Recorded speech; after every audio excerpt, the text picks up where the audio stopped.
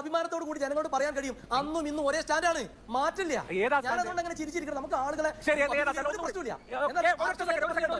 അന്നും ഇന്നും ഒരേ സ്റ്റാൻഡാണ്. കെ എം ഷാജിയുടെ നേരത്തെ കേൾപ്പിച്ചു, ഒന്നുകൂടി കേൾക്കാം. അധികാരത്തിൽ വന്നാൽ ഗാന്ധിജിയെ തള്ളിപ്പറയുന്ന, നെഹ്റുവിനെ താഴെ ഇറക്കുന്ന ആ പാഠപുസ്തകങ്ങളിലേക്ക് നെഹ്റു കയറി വരും, ഗാന്ധിജി കയറി വരും.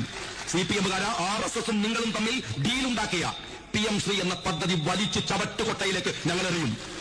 അങ്ങനെ ഒരു RSS-ന്റെ പാഠപുസ്തകം ഒന്നും മലയാളി പഠിക്കണ്ട. PM ശ്രീ കരാർ വലിച്ചു ചവറ്റുകൊട്ടയിലേക്ക് ഇടും. ഇതാണ് മുമ്പ് പറഞ്ഞത്. അന്ന് പറഞ്ഞത് ഇന്ന് പറഞ്ഞത് ഒന്നാന്നാ പറഞ്ഞത്. ആണോ ഷാക്കറെ?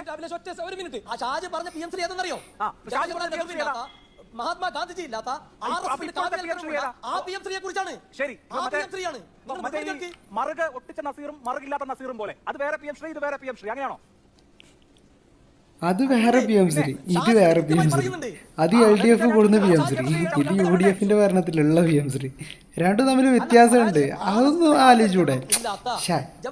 ഇപ്പൊ അവിടുന്ന് ഇറങ്ങി മണ്ടാനും വയ്യ, പിടിച്ചേനും വലുതാണ് മടേരി എന്ന് പറഞ്ഞായിരിക്കും.